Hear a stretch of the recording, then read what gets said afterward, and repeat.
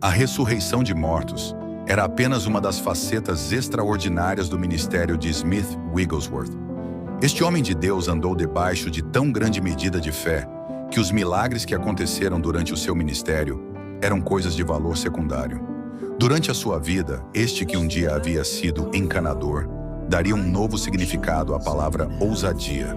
Smith Wigglesworth é um exemplo claro que Deus pode fazer de homens simples, poderosos instrumentos em sua mão. A fé de Smith era conhecida como uma fé inabalável e às vezes implacável. Ele também era conhecido como sendo possuidor de um grande dom para o ensino, bem como de um grande senso de compaixão, uma característica que produzia incontáveis conversões e milagres em seu ministério, todos os dias.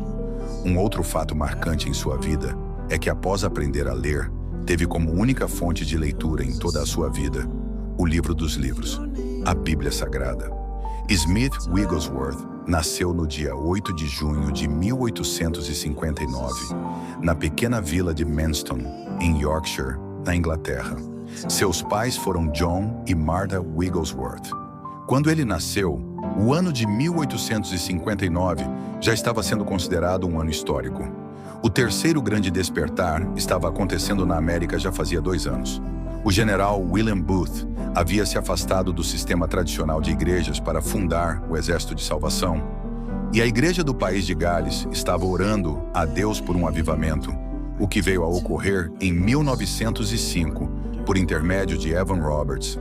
Aliás, a história de Evan Roberts e do avivamento no país de Gales já foi contada aqui no canal, recomendo muito que veja depois. Que Smith fosse contado entre os grandes líderes cristãos como o General Booth, na sua época, era algo inimaginável. Contudo, era exatamente isso o que iria acontecer no futuro.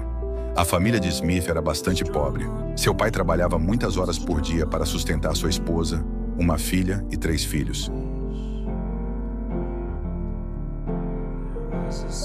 Por isso, o garoto começou a trabalhar com a idade de 6 anos, colhendo nabos em uma plantação da região. O trabalho era pesado e suas pequenas mãos ficavam feridas e inchadas de tanto colher nabos desde a manhã até a noite. Mas isso contribuiu para formar nele uma sólida ética de trabalho, como a de seu pai. Uma ética que implicava trabalhar longas horas, arduamente, pelo ganho a ser obtido. Quando Smith completou 7 anos de idade, foi trabalhar com o pai e um amigo da família na fábrica de tecidos de lã da cidade. Desde então, a vida se tornou um pouco mais fácil para a família Wigglesworth, pois seus rendimentos aumentaram e a comida se tornou um pouco mais abundante. O pai de Smith era um grande amante de pássaros. Teve uma época que ele chegou a ter 16 deles em casa. Sua predileção era pelos cantadores. Dessa forma, o garoto desenvolveu o mesmo interesse do pai pela natureza e estava sempre à procura de ninhos. Às vezes, ele capturava pássaros cantadores e os vendia no mercado da cidade, para conseguir algum dinheiro para ajudar no sustento de sua família. Sua avó era uma fervorosa cristã da igreja wesleyana que acreditava no poder de Deus e sempre fazia questão de que Smith fosse à igreja com ela. E como qualquer garoto da sua idade, ele se sentava e ficava observando os mais velhos baterem palmas, dançarem na presença do Senhor e cantarem canções que falavam sobre o sangue de Cristo. Quando ele completou 8 anos de idade, resolveu que já era hora de participar do louvor, juntamente com os irmãos da igreja. E tão logo ele começou a participar nos cânticos, recebeu uma clara compreensão sobre o novo nascimento e passou a entender o que Jesus havia feito por ele por intermédio de sua morte e ressurreição. Mais tarde, Smith escreveu o seguinte sobre aquela experiência: compreendi que Deus nos ama tanto que tornou a salvação o mais fácil possível. Tudo o que precisamos é simplesmente crer. E ele nunca teve a menor dúvida com relação à sua salvação. O jovem Wigglesworth imediatamente se tornou um ganhador de almas, e a primeira pessoa que ele ganhou para Cristo foi a sua própria mãe. Durante um culto, um dos pastores orou fervorosamente pelos jovens, ali presentes, dentre eles, Smith. Aquele dia acendeu uma forte convicção do pecado em seu coração e ele se sentiu impelido a viver em santidade. A esse respeito declarou: depois da cerimônia de profissão de fé, Todos os outros garotos continuaram sua vida de brigas e palavrões, e eu ficava me perguntando o que havia de diferente entre eles e eu. Quando Smith estava com 13 anos, sua família se mudou de Manston Panay, Bradford, onde ele começou a participar ativamente na igreja metodista. Embora não lesse muito bem, ele nunca saía de casa sem levar a sua Bíblia no bolso. Mais tarde, os metodistas planejaram uma reunião especial de pregação, e os jovens foram escolhidos para participar, inclusive Smith. Com 3 semanas para se preparar, o adolescente passou em oração. Quando o dia chegou, ele subiu no púlpito e pregou durante 15 minutos. Ao terminar a sua pregação, ele não se recordava muito bem do que havia dito. Tudo o de que conseguia se lembrar era do incrível zelo que tomou conta dele, ao ouvir os aplausos e os gritos entusiasmados. Depois disso, Smith começou a pregar o evangelho a todas as pessoas que ele encontrava. Entretanto, não conseguia compreender por que tantos pareciam tão desinteressados.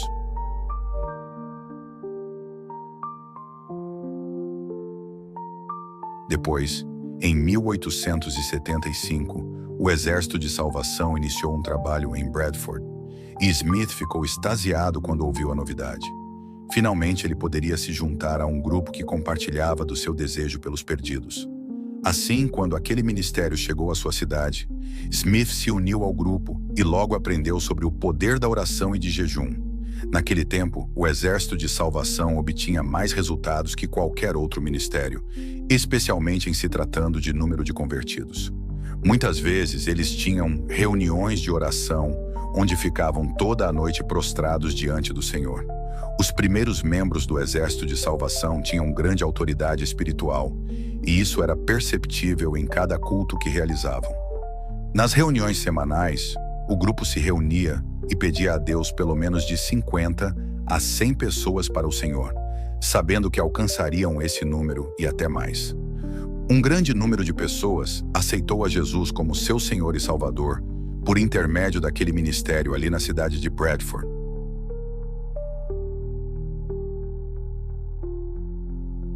Confiando totalmente que o Senhor proveria todas as coisas para ele, Smith decidiu começar o seu ministério. Em 1877, ele foi procurar emprego em uma companhia de serviços hidráulicos. Chegando lá, porém, o dono lhe informou que não havia vagas. Smith agradeceu, se desculpou por estar tomando o seu tempo e se virou para sair. De repente, entretanto, o homem o chamou de volta e lhe disse: "Existe alguma coisa diferente em você. Gostaria que ficasse por aqui." E assim Smith foi contratado. Smith fazia um trabalho tão excelente que em pouco tempo não havia mais trabalho para fazer. Ele trabalhava rápido demais. Então ele decidiu se mudar para Liverpool e usar ali a sua experiência com a hidráulica. Cheio do poder de Deus, ele resolveu começar a trabalhar entre as crianças de rua daquela cidade. Desejoso de ajudá-las, Smith pregou-lhes o evangelho do Senhor Jesus e centenas delas passaram a vir para o galpão no cais, onde ele ministrava. Maltrapilhos e famintos, meninos e meninas vinham até Smith e ele cuidava de cada um. Embora tivesse um bom rendimento financeiro, Smith nunca gastava o seu dinheiro com ele próprio. Em vez disso, preferia usar todos os seus recursos para vestir e alimentar aquelas crianças. Além do seu ministério com as crianças, Smith e um amigo visitavam hospitais e navios, testemunhando de Jesus Cristo para as pessoas ali. Ele dedicava todos os domingos ao jejum e à oração em favor desses trabalhos, e conta-se que sempre havia conversões cada vez que ele pregava. Os irmãos do Exército de Salvação sempre o convidavam para pregar em seus cultos, e enquanto pregava sempre se emocionava muito e chorava diante do público. Embora ele desejasse possuir a eloquência de Charles Spurgeon e de outros grandes pregadores, era o seu quebrantamento que fazia com que centenas de pessoas viessem à frente desejosas de conhecer a Deus. Um dos diferenciais mais marcantes da vida de Smith Wigglesworth foi a sua esposa, Mary Jane Polly Featherstone. Na vida de grandes casais envolvidos com o ministério cristão, parece que quando um é muito vigoroso, o outro deve exercer um papel mais nos bastidores, para poder evitar ao máximo os conflitos. Entretanto, definitivamente esse não era o caso dos Wigglesworth. Polly era igualmente forte, se não mais forte ainda que seu marido, em algumas áreas. Contudo, ela nunca se recusou a ocupar o segundo lugar quando era necessário, e Wigglesworth estava de acordo com a sua maneira de agir. Ele disse o seguinte, a respeito da companheira: tudo o que sou hoje eu devo, pela graça de Deus, à minha preciosa esposa. Polly Featherstone nasceu em uma boa família metodista. Antes de sua conversão, Polly foi em busca de fama e fortuna na cidade de Bradford. Quando chegou ali, arranjou emprego na casa de uma família numerosa. Certo dia, quando estava ali naquela cidade, ouviu gritos e sons de trombetas. Procurando chegar até onde estava o barulho, ficou intrigada com o que viu. Era uma reunião ao ar livre. Naquela época, o Exército de Salvação ainda não era uma organização muito conhecida. Polly pensou, quem são estas pessoas excêntricas? Curiosa, ela seguiu o grupo que foi parar em uma velha e espaçosa construção. Quando os membros daquele exército marcharam para dentro do prédio, ela permaneceu na esquina, com a esperança de que ninguém a tivesse visto ali. Finalmente, vencida pela curiosidade, entrou meio que escondida e sentou-se na parte de cima, na galeria. Naquele dia, quem estava pregando era Gypsy Tilly Smith, irmã do famoso evangelista Gypsy Rodney Smith. Literalmente despejando sua ardente mensagem sobre as pessoas, pregou a salvação por intermédio do sangue de Jesus. Polly foi profundamente tocada por aquelas palavras e, compreendendo a sua condição de perdida, saiu da galeria, dirigiu-se até a parte da frente do salão e caiu de joelhos. Ela recusou a oração de qualquer um dos ajudantes que estavam ali até que, finalmente, Tilly Smith abriu caminho em direção ao lugar onde ela estava, vindo ao seu encontro para orar com ela. Com a luz de Cristo aquecendo o seu coração, Polly levantou-se de um salto, tirou suas luvas, atirou-as para cima e gritou: Aleluia! Está feito! Sentado entre os presentes, não muito longe de onde ela estava, um jovem olhava atentamente para Polly. Esse jovem, mais tarde, se tornaria o seu futuro marido e companheiro de destino, Smith Wigglesworth.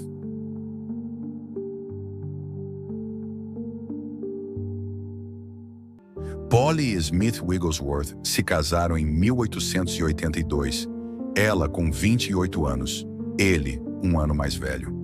Nessa época, ele estava muito satisfeito com o seu trabalho no setor hidráulico e encorajou sua esposa a continuar o seu ministério evangelístico, que havia começado no Exército da Salvação. Contudo, ele sentia um peso no coração por certa área da cidade de Bradford, onde não havia igreja. Por isso, o casal alugou um pequeno local e abriu as suas portas para a realização de reuniões ali. Deram o nome de Missão da Rua Bradford. Em 30 anos de casados, os Wigglesworth tiveram uma filha, Alice, e 4 filhos, Seth, Harold, Ernest e George, que veio a falecer no ano de 1915. Antes do nascimento de cada um dos seus filhos, os Wigglesworth oravam, consagrando-os a Deus, para que fossem servos do Senhor. O inverno de 1884 foi muito rigoroso em Bradford, e por isso, os encanadores estavam sendo muito requisitados. Smith não apenas trabalhou duro durante toda aquela estação, como também continuou ocupado por mais uns 2 anos, consertando os estragos causados pelas complicações daquele inverno. Durante aqueles dias de muito trabalho e grande prosperidade, a frequência de Smith à igreja foi diminuindo rapidamente, e o seu coração começou a esfriar-se com relação às coisas de Deus. Entretanto, enquanto seu interesse pela obra do Senhor diminuía, o de Polly crescia a cada dia, e o seu zelo por Deus e por uma vida de oração nunca vacilaram. Sua consistência e diligência na obra de Deus faziam com que a falta de interesse de Smith se tornasse ainda mais evidente. E isso fez com que ele passasse a ficar irritado com a simples presença da esposa. Certa noite, Polly voltou da igreja um pouco mais tarde do que o costume. Por isso, tão logo ela entrou em casa, Smith disse-lhe: Eu sou o chefe desta casa e não vou permitir que você volte tão tarde desse jeito. ao que Polly retrucou na mesma hora. Sei que você é o meu marido, mas Cristo é o meu dono. Então, profundamente irritado, Smith abriu a porta dos fundos, empurrou-a para fora de casa e trancou a porta atrás dela. Contudo, tão aborrecido ele estava com ela, que se esqueceu de trancar a porta principal. Ela simplesmente deu a volta até a frente da casa e entrou, dando gargalhadas. Na verdade, ela riu tanto que Smith finalmente desistiu e começou a rir também. E enquanto ele estava rindo, sentiu que deveria passar uns 10 dias em jejum e oração, buscando a presença do Senhor. Em desespero e profundamente arrependido, encontrou o caminho da restauração.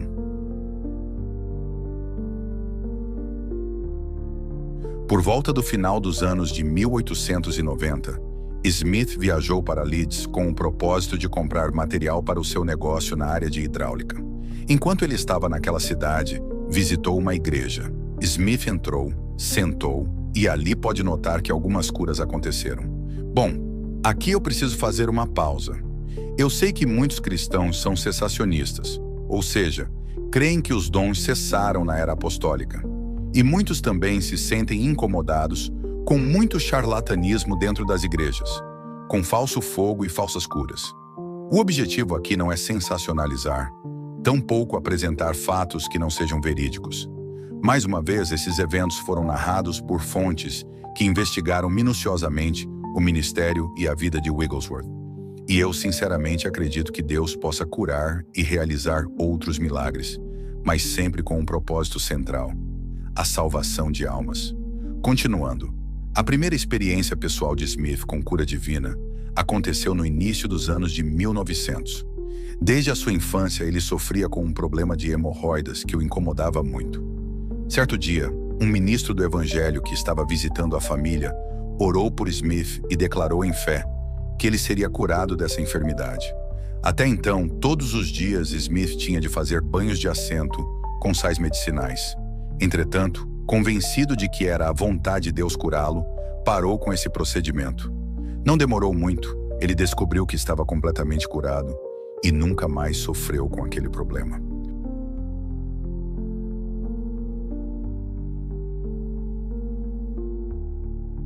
Não demorou muito e Smith teve de enfrentar o seu primeiro grande desafio.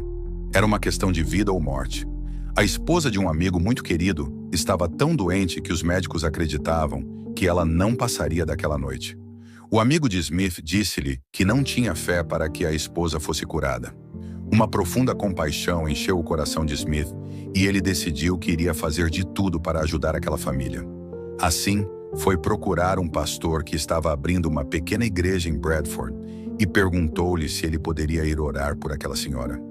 Mas o ministro se recusou. Então ele foi em busca de um amigo, muito conhecido por suas orações fervorosas. O amigo concordou em ir com ele, e assim, os dois seguiram para a casa da enferma. Smith sentiu-se encorajado por ter alguém com ele e pediu ao amigo que começasse a orar tão logo entrasse na casa. Ao ver o estado de total fraqueza em que a senhora se encontrava, ele atendeu imediatamente ao pedido de Smith e começou a orar, mas não como Smith esperava. Em sua oração, o homem começou a pedir pela família que ficaria enlutada e continuou nesse tom negativo até que Smith pediu que ele parasse de orar. Pensando que o pior já havia passado, Wigglesworth pediu ao marido da enferma que orasse também, mas a oração dele seguiu o mesmo tom desalentador da anterior. Finalmente, quando Smith já não estava aguentando mais aquilo, gritou tão alto que podia ser ouvido lá da rua: "Senhor, faça-o calar!" E o esposo se calou. Então Smith pegou um vidro de óleo que sempre trazia em seu bolso e derramou todo o seu conteúdo sobre o corpo da mulher, orando em nome de Jesus. Depois, em pé na cabeceira da cama, ele teve a sua primeira visão. Ele disse: "Repentinamente o Senhor Jesus apareceu e mantive os meus olhos fixos nele, e ele me deu um daqueles sorrisos bondosos. Eu nunca me esquecerei daquela visão, a visão daquele sorriso terno e doce." Alguns momentos depois que a visão desapareceu, a mulher sentou-se na cama, cheia de nova vida. Ela teve muitos filhos e viveu mais tempo que o próprio marido. Smith desenvolveu o hábito de orar e jejuar. Logo, muitas pessoas passaram a se inspirar em sua vida, e assim, ele passou a receber muitos pedidos de oração e convite para pregar. Smith atendia a todos os pedidos que podia. Por conta dessa crescente demanda em seu ministério, Smith logo viu seu trabalho de encanador entrar em declínio. Afinal, ele tinha de sair de sua cidade tantas vezes que seus clientes acabavam tendo de chamar um outro profissional para fazer o serviço. Cada vez que ele retornava à sua cidade, havia menos serviço para ele fazer.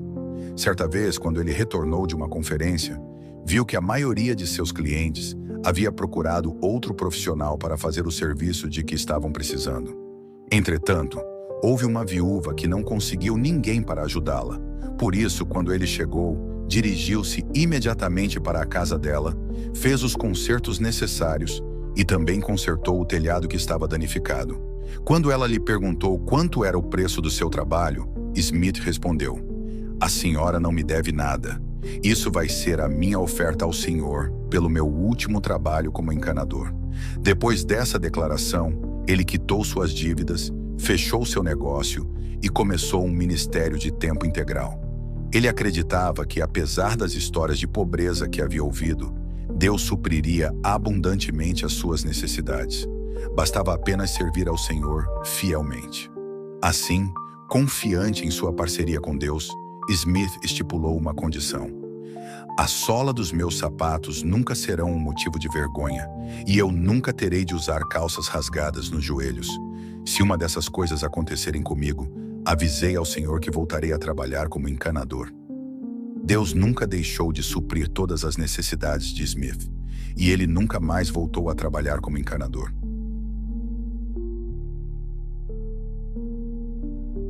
Uma das maiores tristezas da vida de Wigglesworth estava prestes a acontecer. Certo dia, enquanto estava na estação de trem, esperando o momento de viajar para a Escócia, Smith recebeu uma notícia devastadora. Polly havia tido um ataque do coração enquanto voltava da missão da rua Bowland. Embora tivesse voltado o mais rápido que pôde para o lado de sua esposa, quando Smith chegou, viu que o espírito de sua companheira já havia partido para estar com o Senhor. Polly Wigglesworth serviu a Deus até o seu último dia de vida, que foi 1º de janeiro de 1913. Dizem que após a sua morte, Smith pediu a Deus que lhe concedesse porção dobrada do Espírito Santo. E daquele momento em diante, seu ministério tornou-se ainda mais cheio de poder. Certa vez, enquanto Smith conduzia um culto na Califórnia, trouxeram-lhe um homem com câncer terminal. Ele estava tão perto da morte que o médico que o assistia o acompanhou para monitorar seus sinais vitais. Smith Wigglesworth, com sua natureza impetuosa, perguntou ao médico: "O que está acontecendo?" O doutor respondeu: "Ele está morrendo de câncer." Sem hesitar, Smith bateu no estômago do homem com tanta força que ele desmaiou. O médico rapidamente o atendeu e gritou: "Ele está morto! Você o matou! A família exigirá explicações." Smith Wigglesworth respondeu: "Ele está curado." E, sem se preocupar, continuou orando por outras pessoas no culto. 10 minutos depois, o homem, ainda com sua roupa de hospital, caminhou pelo corredor, totalmente curado. Isso não impressionou Smith nem um pouco. O Ministério Internacional de Smith começou em 1914 e, em 1920, estava a pleno vapor. Ele pregou nos Estados Unidos e também na Europa e África do Sul. Wigglesworth amava a palavra de Deus e era muito disciplinado no estudo dela. Ele nunca se considerava totalmente vestido e pronto para sair, a menos que estivesse carregando a Bíblia. Enquanto outros liam novelas, livros ou jornais, ele lia as Escrituras. Aliás, é relatado que ele nunca leu nenhum outro livro, além da própria Bíblia.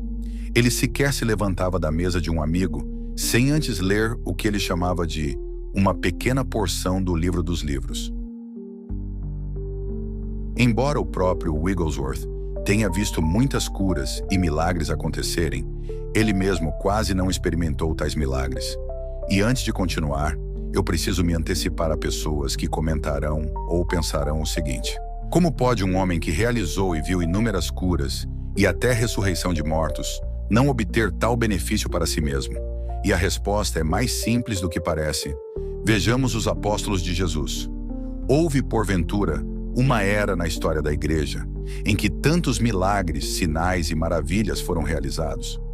Quantos milagres de cura ou quais grandes benefícios esses homens colheram e foram relatados na Bíblia? Veja o que o apóstolo Paulo escreveu na segunda epístola aos Coríntios, capítulo 4. De todos os lados somos pressionados, mas não desanimados. Ficamos perplexos, mas não desesperados. Somos perseguidos, mas não abandonados. Abatidos, mas não destruídos. Trazemos sempre em nosso corpo o morrer de Jesus, para que a vida de Jesus também seja revelada em nosso corpo. Pois nós que estamos vivos, somos sempre entregues à morte por amor a Jesus, para que a sua vida também se manifeste em nosso corpo mortal. De modo que em nós atua a morte, mas em vocês a vida. De novo, de modo que em nós atua a morte, mas em vocês a vida. Deus faz isso para que esses homens nunca dependam de si mesmos e nunca se gloriem de seus feitos, além de moldar o caráter do homem através do sofrimento. Agora, continuando. Em 1930, quando estava perto de completar 70 anos de idade, Smith estava passando por uma grande luta com uma dor terrível. Ele orou ao Senhor pedindo que o livrasse daquela angústia, mas isso não aconteceu. Então decidiu ir ao médico que, após tirar algumas radiografias, disse que Smith estava com um problema muito sério de pedras nos rins e em estágio bastante avançado. A cirurgia seria a sua única esperança e que, de acordo com o médico, se ele continuasse com aquelas dores, não viveria muito tempo. Diante de tal diagnóstico, ele respondeu: Doutor, o Deus que fez o meu corpo é o único que tem o poder de curá-lo. Enquanto eu viver, nenhuma faca vai cortá-lo. Bom, aqui mais uma vez, eu preciso tecer minha opinião. Eu realmente acredito que Deus possa curar uma pessoa, se essa for sua vontade. E também acredito que Deus concedeu sabedoria suficiente às pessoas para estudarem sobre as doenças. E não vejo problema. Se algum cristão fiel e verdadeiro precisar fazer uso de remédio, ou mesmo cirurgias, mas de novo, isso não descredibiliza o ministério de Smith Wigglesworth, pois como já dito anteriormente, sua fé era muitas vezes implacável, ainda que isso lhe custasse sua própria saúde, e em muitos casos ele triunfou maravilhosamente. Há relatos registrados de que Smith tenha realizado 14 ressurreições, e em números não oficiais, até 23 ressurreições, e inúmeras curas, além de ter pregado o Evangelho com amor e misericórdia durante todo o seu ministério, uma das grandes características em sua vida. Smith Wigglesworth faleceu no dia 12 de março de 1947. Ele reclinou a cabeça e, aparentemente sem dor, partiu para estar com o Senhor.